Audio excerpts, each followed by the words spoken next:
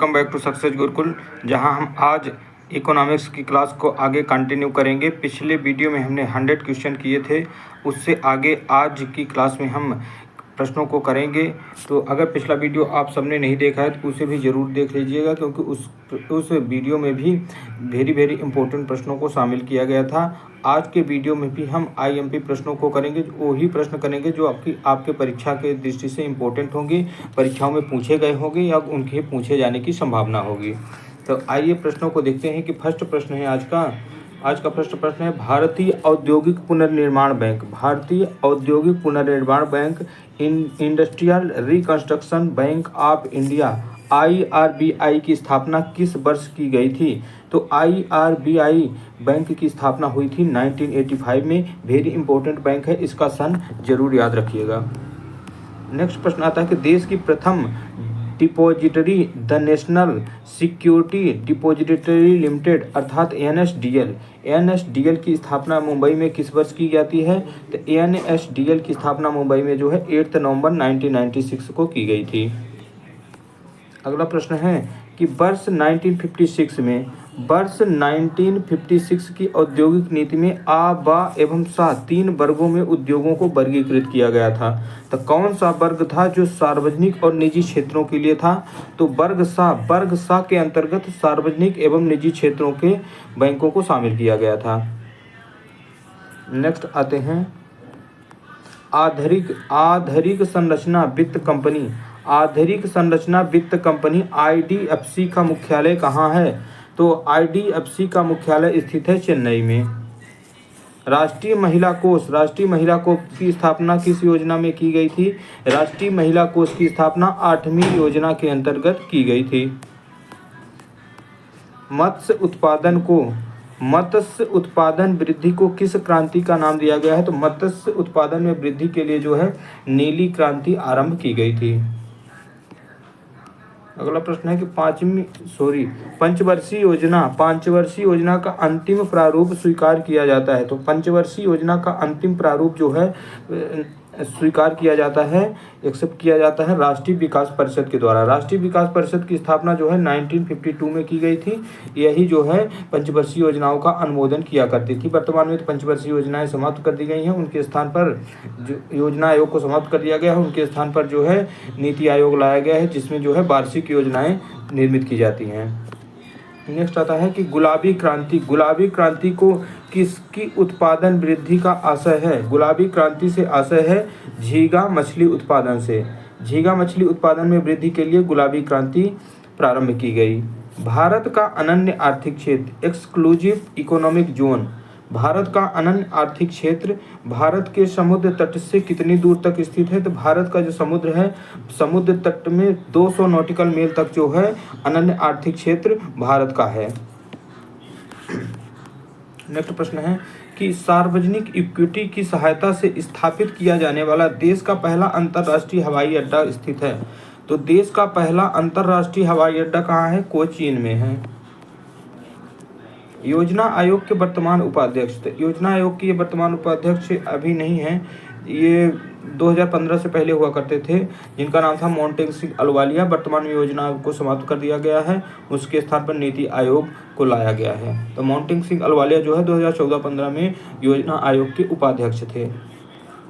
भारत में नारियल का सर्वाधिक उत्पादन करने वाला राज्य कौन सा है?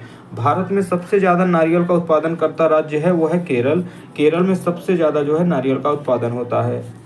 राष्ट्रीय कृषि एवं ग्रामीण विकास बैंक नाबार्ड की स्थापना किस समिति की सिफारिश की गई थी?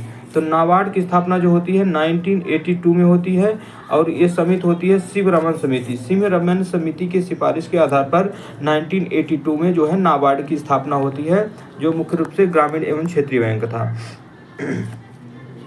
भारत में 1 रुपए के नोट पर किसके हस्ताक्षर होते हैं? तो भारत में जो 1 रुपए का नोट होता है उसमें वित्त मंत्रालय के सचिव के हस्ताक्षर होते हैं, और इसका 1 रुपए का नोट जो है भारत सरकार के द्वारा छापा जाता है। बाकी 1 रुपए से जो ज़्यादा के नोट होते हैं वो सभी पर नियंत्रण जो है RBI का होता है। न्यूयॉर्क स्टॉक एक्सचेंज में सूचीबद्ध होने वाली पहली भारतीय कंपनी कौन है? तो न्यूयॉर्क स्टॉक एक्सचेंज में सूचीबद्ध होने वाली पहली भारतीय कंपनी है ICICI। ICICI जो है न्यूयॉर्क स्टॉक एक्सचेंज में सूचीबद्ध होने वाली भारत की पहली कंपनी है। ग्रामीण विकास हेतु राष्ट्रीय कोष किसके द्वारा संचालित होता है? तो ग्रामीण विकास हेतु राष्ट्रीय कोष का संचालन प्रधानमंत्री की अध्यक्षता में एक समिति के द्वारा किया जाता है। DDP का संबंध है, तो DDP का संबंध है मरुस्थलीय विकास कार्यक्रम से। मरुस्थलों के विकास के कार्यक्रम जो चलाए जाते हैं वो किस में चलाए जाते हैं? DDP के योजना के अंतर्गत। नेक्स्ट आता है प्रश्न कि संबंधित ग्रामीण जलापूर्ति कार्यक्रम ARWSP कब प्रारंभ किया गया? तो 1972-73 में जो है ARWSP प्रारंभ किया गया। विश्व बैंक के द्वारा विभिन्न देशों की प्रति व्यक्ति आय की गणना करने के लिए क्रय शक्ति क्षमता की गणना हेतु किस देश की कीमतों को मानक के रूप में प्रयुक्त किया जाता है? संयुक्त राज्य अमेरिका द्वारा विभिन्न देशों की प्रति व्यक्ति आय गणना करने के लिए क्रय शक्ति क्षमता की गणना हेतु मानकों के रूप में प्रयुक्त किया जाता है। बंद अर्थव्यवस्था से क्या तात्पर्य है? बंद अर्थव्यवस्था अर्थात क्लोज्ड इकोनॉमी से तात्पर्य ऐसी अर्थव्यवस्था से है जिसमें आयात निर्यात नहीं होता। जो साउथ कोरिया की इकोनॉमी है, साउथ कोरिया की अर्थव्यवस्था है, उसमें जो है किसी भी देश के साथ आयात निर्यात नहीं होता, उसे बंद अर्थव्यवस्था की संज्ञा दी जाती है। भारत की पहली जनगणना कब की गई थी? भारत की सर्वप्रथम जनगणना होती है 1872 में, और जबकि नियमित दशकीय जनगणना जो प्रारंभ होती है वो होती है 1881 से। तो 72 में लॉर्ड मेयो के कार्यकाल में पहली जनगणना हुई थी। अगला प्रश्न आता है कि भारत सरकार ने अपनी पहली लघु क्षेत्र औद्योगिक नीति की घोषणा कब की? भारत सरकार ने अपनी पहली लघु क्षेत्र औद्योगिक नीति की घोषणा 1991 में की थी। विश्व जनसंख्या दिवस किस दिन मनाया जाता है? तो 11 जुलाई को जो है विश्व जनसंख्या दिवस मनाया जाता है। विश्व जनसंख्या दिवस किस दिन मनाया जाता है? 11 जुलाई को जो है विश्व जनसंख्या दिवस के रूप में मनाया जाता है। गरीबी हटाना आत्मनिर्भरता की प्राप्ति किस पंचवर्षीय योजना का प्रमुख लक्ष्य था? तो गरीबी हटाना आत्मनिर्भरता की प्राप्ति करना ये 5वीं पंचवर्षीय योजना का प्रमुख लक्ष्य घोषित किया गया था। राष्ट्रीय सुरक्षा कोष की स्थापना कब की गई थी? तो राष्ट्रीय सुरक्षा कोष की स्थापना 22 अक्टूबर 1962, 22 अक्टूबर 1962 को राष्ट्रीय सुरक्षा कोष की स्थापना की गई। देश का पहला राज्य कौन सा है जिसके सभी विकास खंडों को नेटवर्क से जोड़ दिया गया? देश का पहला राज्य जो सभी विकास खंडों को नेटवर्क से जोड़ दिया गया वो है आंध्र प्रदेश। भारत में वर्तमान में रुपए की परिवर्तनीयता लागू के चालू खाते हैं। भारत में वर्तमान में रुपए की परिवर्तनीयता लागू के चालू खाते पर भुगतान संतुलन पर आधारित है। समाधान योजना का संबंध कर विवाद विजन 2000 से है। किस सरकार द्वारा प्रशासन एवं विकास के लिए की गई योजना है? किस राज्य सरकार द्वारा प्रशासन एवं विकास के लिए की गई योजना है? वो है तमिलनाडु। बेकान 98 क्या है? बेकान 98 है बैंक अर्थशास्त्रियों का सम्मेलन। यूनिट ट्रस्ट ऑफ इंडिया का प्रमुख उद्देश्य क्या है? यूनिट ट्रस्ट ऑफ इंडिया का प्रमुख उद्देश्य छोटी छोटी बचतों को प्रोत्साहन देना। अंतरराष्ट्रीय मुद्रा कोष किस सम्मेलन की देन है? अंतरराष्ट्रीय मुद्रा कोष IMF जो है वो ब्रिटेन वुड्स सम्मेलन जो कि कब होता है? 1944 में होता है। इसमें दो संगठनों के गठन का भूमिका तैयार होती है, एक IMF और दूसरा था वर्ल्ड बैंक। तो IMF और वर्ल्ड बैंक जो है ब्रिटेन वुड्स सम्मेलन की देन है। शून्य आधारित बजट का क्या तात्पर्य है? शून्य आधारित बजट का तात्पर्य होता है बिल्कुल नए सिरे से बजट तैयार करना। सेबी के अध्यक्ष कौन है? सेबी के अध्यक्ष UK सिन्हा, वर्तमान में तो माधुरीपुरी कुछ है, ये बहुत पुराने हो चुके हैं तो इनको आप याद नहीं रखिएगा।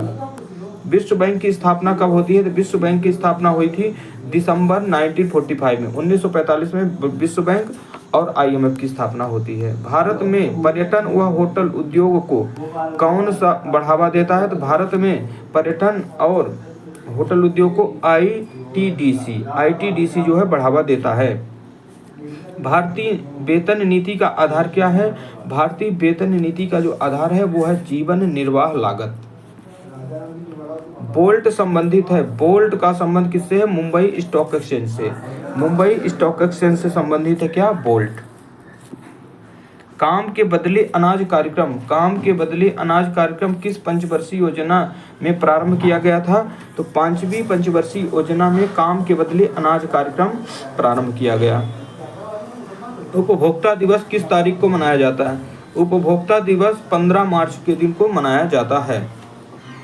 भारत में अफीम का सर्वाधिक उत्पादन किस राज्य में होता है? तो भारत में अफीम का सर्वाधिक उत्पादन होता है मध्य प्रदेश में। मुद्रा अवमूल्यन का आयात निर्यात पर क्या प्रभाव पड़ता है? मुद्रा अवमूल्यन का आयात निर्यात पर महंगा और निर्यात सस्ता हो जाता है। आयात महंगा और निर्यात सस्ता हो जाता है। ब्याज का तरलता अधिगम, ब्याज का तरलता अधिगम अधिमान सिद्धांत किसने प्रतिपादित किया? केन्स ने।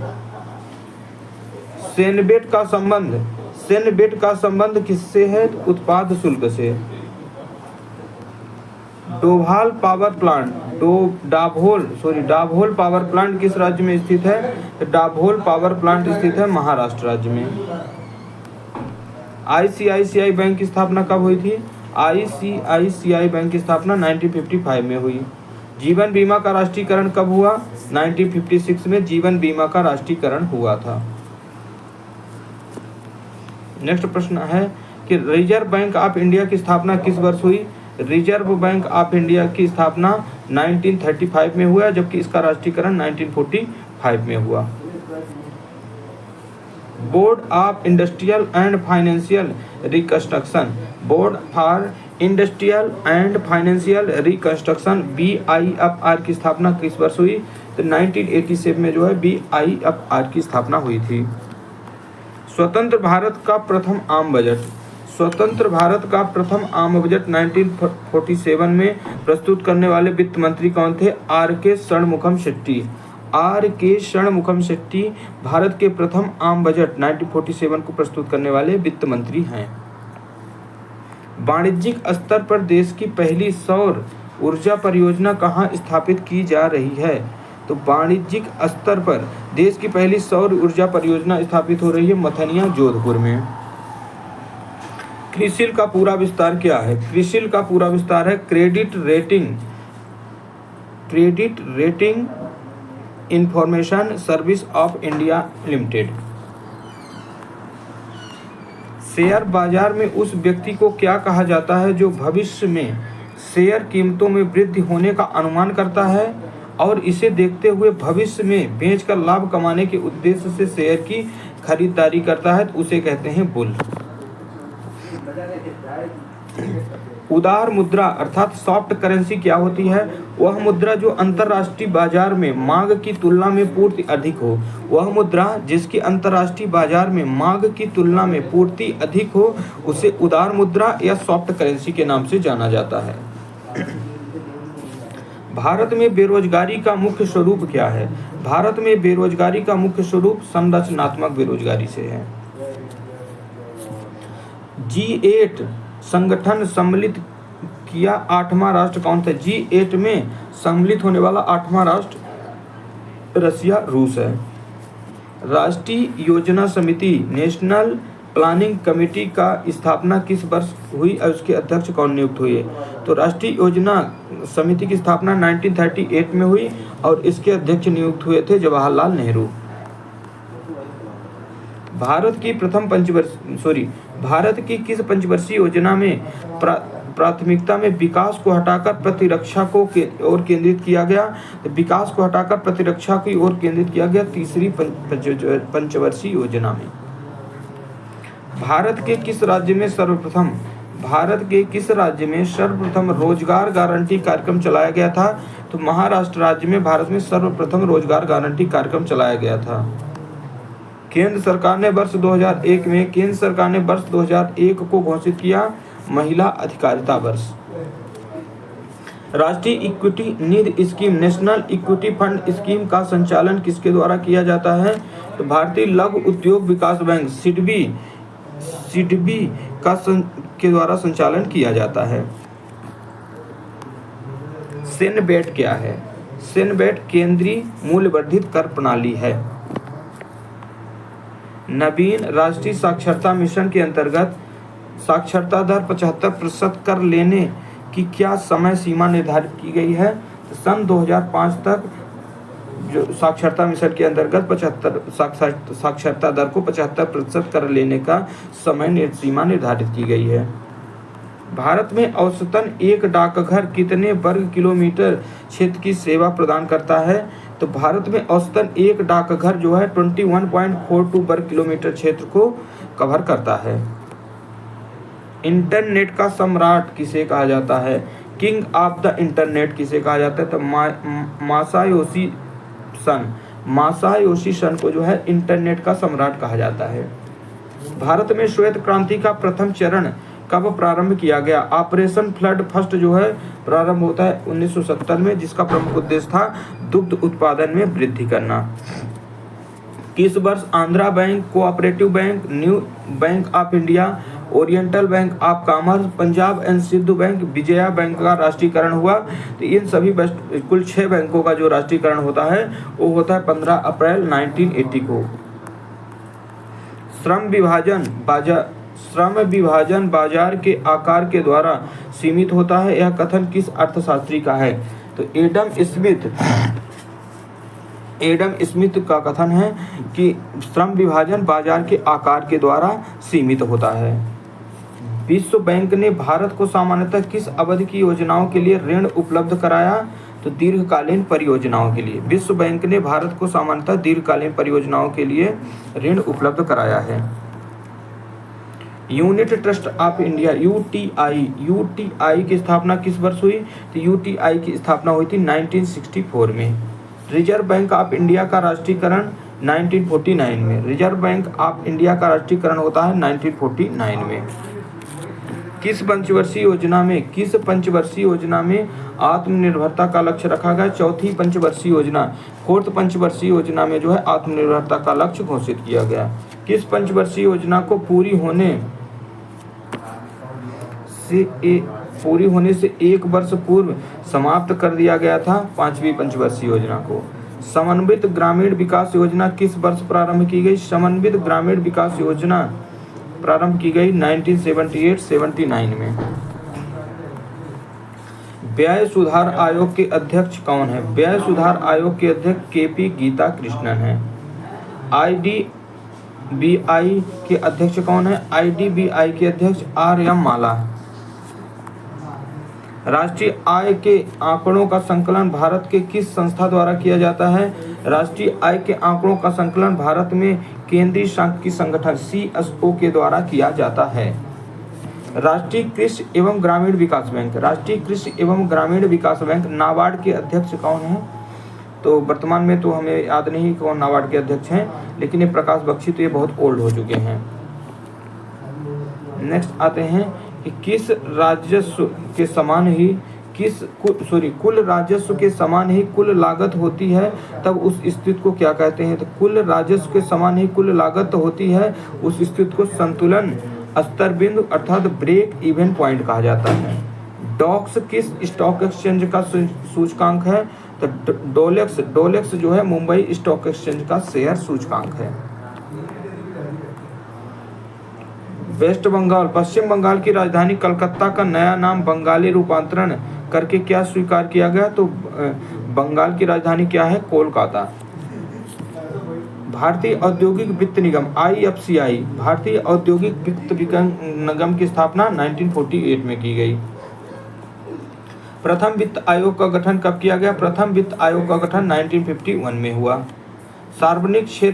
सार्वजनिक क्षेत्र कहलाता है देश के आर्थिक क्रियाकलापों का वह भाग जो सरकार के कार्य क्षेत्र में आता है, उसे जो है सार्वजनिक क्षेत्र के अंतर्गत आता है।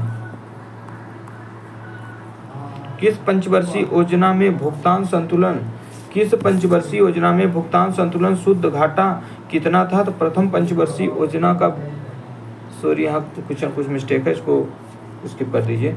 नेक्स्ट आता है 8वीं पंचवर्षीय योजना में भुगतान संतुलन का शुद्ध घाटा कितना था? तो 8वीं पंचवर्षीय योजना भुगतान संतुलन का शुद्ध घाटा था 80.925 करोड़ रुपए। भारत में प्रथम मजदूर संघ अखिल भारतीय ट्रेड यूनियन कांग्रेस की स्थापना 1920 में हुई। वर्तमान में इसमें कुल श्रमिकों का कितना प्रतिशत भाग संबंधित है? तो इसमें जो श्रमिकों का 11.4 भाग शामिल है वो मजदूर संघ अखिल भारतीय ट्रेड यूनियन कांग्रेस के अंतर्गत आता है, जिसकी स्थापना याद रखिए 1920 में होती है। मध्यकालिक उधार दर medium term lending rate MTLR क्या है? तो वह उधार दर जिस पर भारतीय औद्योगिक विकास बैंक उधार देता है। भारत में औसतन एक डाकघर कितने वर्ग किलोमीटर सेवाएं प्रदान करता है? 21.3 वर्ग किलोमीटर एक डाकघर सेवा प्रदान करता है। देश में सड़क परिवहन संबंधी मांग की लगभग कितने प्रतिशत आवश्यकता राष्ट्रीय राजमार्ग द्वारा पूरी की जाती है? 40%। इंदौर में मुख्यतया किसके लदान के लिए बड़े पत्तन बंदरगाह का निर्माण किया गया है? तो मुख्य रूप से कोयले के लदान के लिए। भारत में प्रति हेक्टेयर कृषि मूल्य उत्पादकता में सर्वोच्च 2 राज्य कौन है? पंजाब तथा हरियाणा राज्य।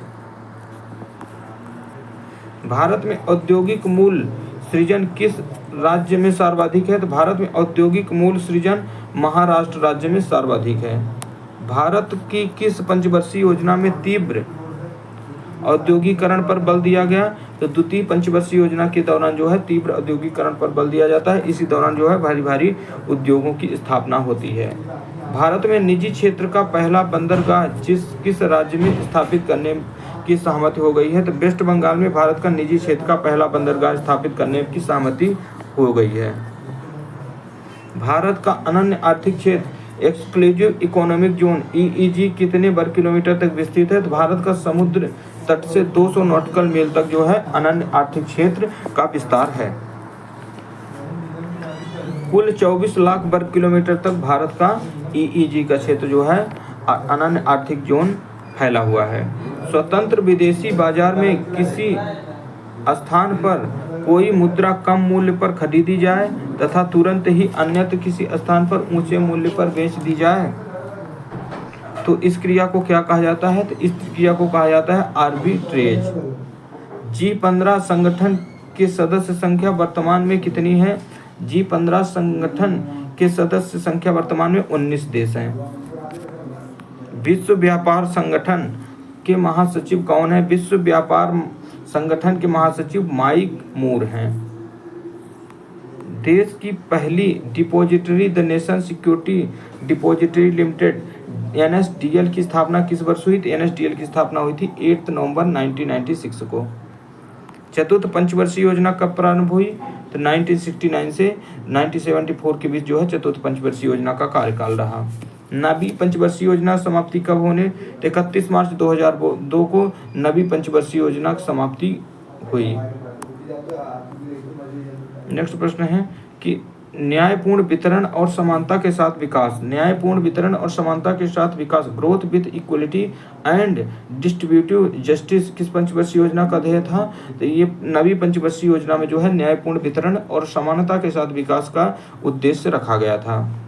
राष्ट्रीय विकास परिषद NDC का गठन कब किया गया? तो NDC का गठन हुआ 6 अगस्त 1952 को। तो दोस्तों आज के प्रश्न यहीं तक थे और सभी प्रश्न खत्म हो चुके हैं। तो उम्मीद करते हैं ये 200 प्रश्न आपके लिए काफ़ी इंपॉर्टेंट रहेंगे। आगे आप कमेंट बॉक्स में ज़रूर बताइए कि और भी प्रश्नों को हम लेकर आएंगे और जितने भी इंपॉर्टेंट प्रश्न हैं लगभग 700-800 क्वेश्चन हम आपको इकोनॉमिक्स से करवा देंगे। तो ऐसे में क्या है पूरा सिलेबस आपका रिवीजन हो जाएगा। तो आज की क्लास में बस